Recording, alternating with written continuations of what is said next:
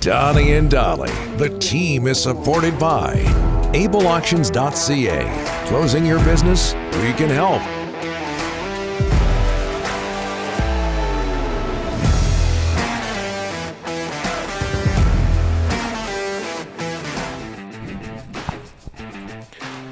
All of our guests today are brought to you by, and that includes Harman Dayal standing by, the Waddling Dog Pub, one of Victoria's favorite local watering holes, located 10 minutes from the ferry terminal. The Waddling Dog Pub is the place to be to catch all NHL playoff action.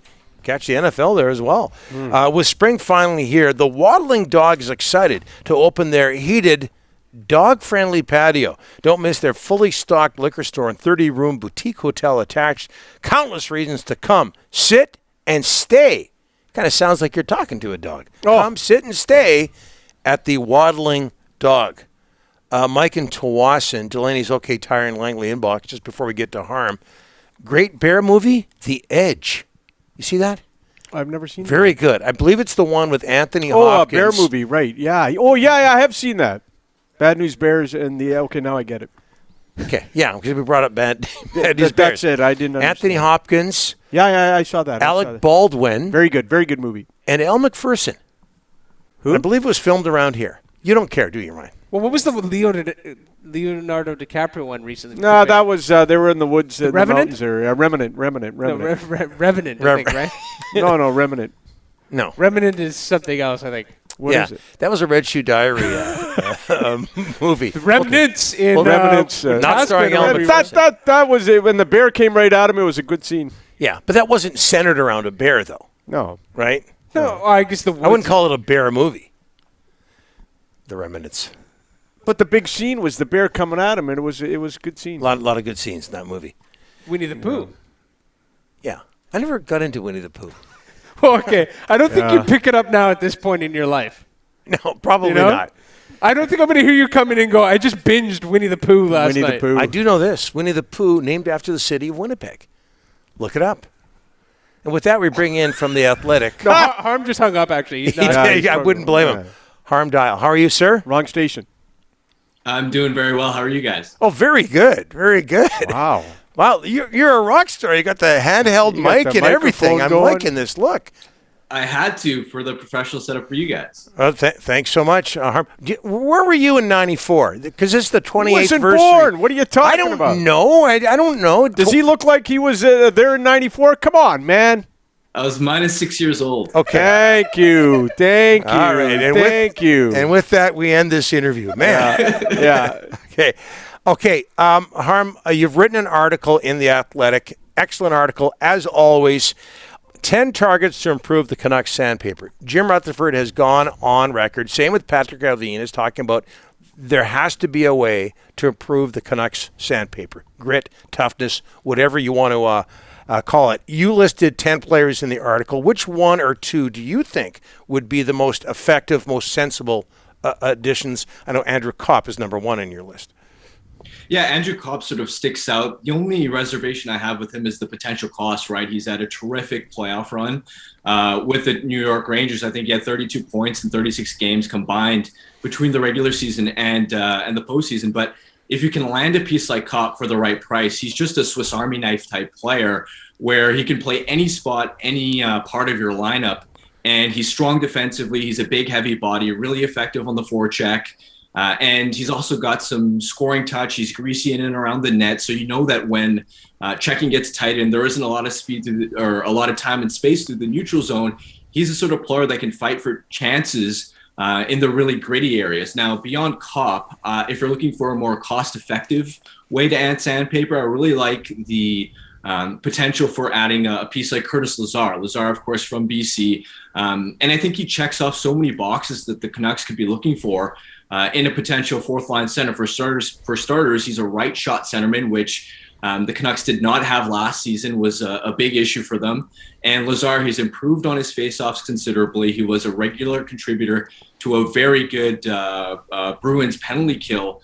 And he's not the sort of player who's going to drop the gloves every other type of night, but he led the Bruins in hits.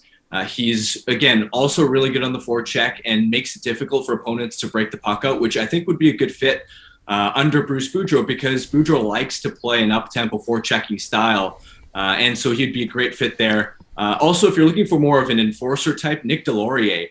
I think we all remember the one game after the trade deadline where the Canucks played the Minnesota Wild, and Delorier was just throwing check after check on the Canucks and really wearing the team down, especially on the blue line. And he's as feared a fighter as you're going to find. And even off the ice, he's known as being a terrific teammate. I know Trevor Zegras, for instance, used to rave about Delorier's impact on the young players. So I think those are a few examples of targets that the Canucks could consider for adding some sandpaper.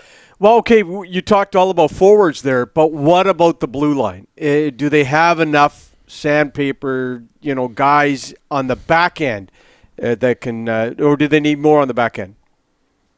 They could. I think more than anything, the problem with the UFA market for defensemen is if you look at the right side, after Chris Letang, there isn't a whole lot in terms of real talent to meaningfully upgrade your blue line. So that's a concern that I have. I mean, there is a piece like Nikita Zadorov. I wonder if Calgary is going to be able to retain him, and he's a sort of big physical player, but he plays primarily the left side, and the Canucks are already pretty set there. So when it comes to kind of renovating the blue line and adding pieces that not only add some toughness and some in-zone defensive ability, but also can be a real upgrade in your top four, you may have to look at maybe the trade market, or that may not necessarily be the easiest problem to solve this offseason. Just in looking at the free agent market, there weren't a lot of, for instance, right shot D that stood out to me that kind of checked that box. And also, let's stay with that free agent market. What would be some of the targets, Harm, in your eyes? The Canucks are they're going to be a player on the free agent market. They're going to try and go get some stuff. What would, other than the grit stuff, are you looking at them adding top 9 potential forwards?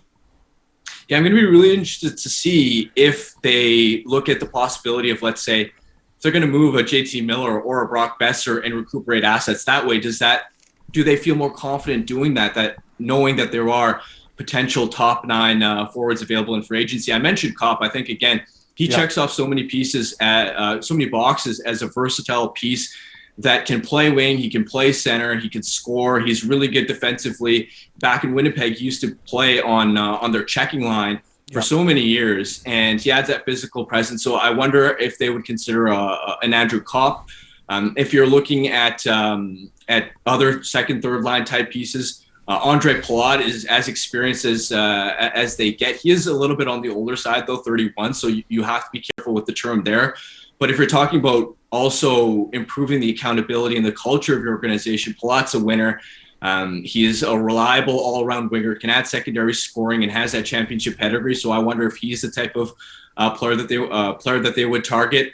I wonder if Evgeny Malkin makes it to free agency and the Canucks have cleared enough cap space. There is a Jim Rutherford connection. Would the Canucks feel interested in going after Malkin if you, let's say, move a JT Miller and you're all of a sudden looking for a top 9 centerman?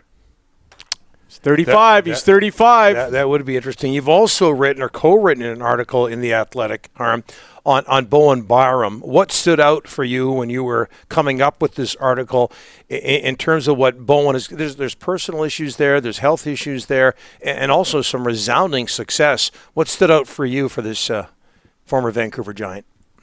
What stood out to me is how effortlessly he stepped into that top 4 role for Sam Girard. I mean, remember, this is a kid who only turned 21 years old yesterday. He only had a chance to play 30 regular season games because of injuries. And yet he's stepped into the biggest stage, playing high leverage minutes in the Edmonton series against some of Edmonton's top forwards. And he has played with this effortlessly cool demeanor. He hasn't made any mistakes. When you look at, if you were looking for a barometer of how much trust does this kid earn, consider this. At 5-on-5 in that Edmonton series, Byram played an identical amount of minutes as Cale Makar, arguably the best defenseman in the league. And it's not as if Jared Bednar doesn't have other more veteran defensemen he could be leaning on. They went out and acquired Josh Manson. They have Eric Johnson. They have Jack Johnson as more experienced defensemen. But Byram's earned it with his puck-moving ability, with his elite skating. Sometimes it feels like you're watching shades of Quinn Hughes with the way that he can rush the puck up the ice. And the key with Byram is that he's combined that dynamic offensive ability with strong defensive play in his own zone, right? When he's been on the ice at 5-on-5, the Avs have outscored teams 19-7. They're just not allowing a lot defensively either, because Byram is also a bigger body who, in that Edmonton series, was able to be assertive as a one-on-one defender, break up plays on the cycle. And so if you can be reliable in your own end and deliver the type of elite skating ability that Byram has, feeding Colorado's transition game, it's no surprise that he's kind of really come alive in these playoffs. And you ask Byram, why have you been so unfazed by this pressure considering your lack of experience? And he sort of said, I may not have a ton of NHL playoff experience, but I've got big game experience overall when you consider the type of role that he played for Team Canada at the World Junior Championships, when you consider the type of role that he played for the Vancouver Giants during the Western Hockey League finals. So this is a player who just isn't fazed at all by the massive scale of these playoffs, and I'm really excited to see what he can do in these Stanley Cup Finals. Yeah, almost helped get the Giants to the Memorial Cup. Came a goal short back in 2019. Harm, very very quickly, Stanley Cup Final Game 1, Colorado, Tampa Bay. Who do you like? Not in Game 1, but the series. I've really wrestled with it. It's been hard for me to pick one side because I like Colorado's forwards more. But Andrei Vasilevsky being in net, that's a big equalizer. And I think the key to watch for is going to be what version of Colorado's goaltending do they get? Because if they can get quality goaltending, then I like their odds, but there's no guarantee of that. And when you have Vasilevsky in his championship pedigree, his record in elimination games has been unreal. It's really hard to bet against Vasilevsky. So I'm really going to be keying in on the goaltending matchup and whether Colorado can get key saves at the right times. I just can't get over the handheld mic. It's like we're at a karaoke bar. Can you give us some Neil Diamond by any chance? No chance. I'm the worst singer ever. Okay, well. Maybe some John Cougar? You've got company there. Harm, this has been great. We'll get you back. Thanks so much. Thanks, guys.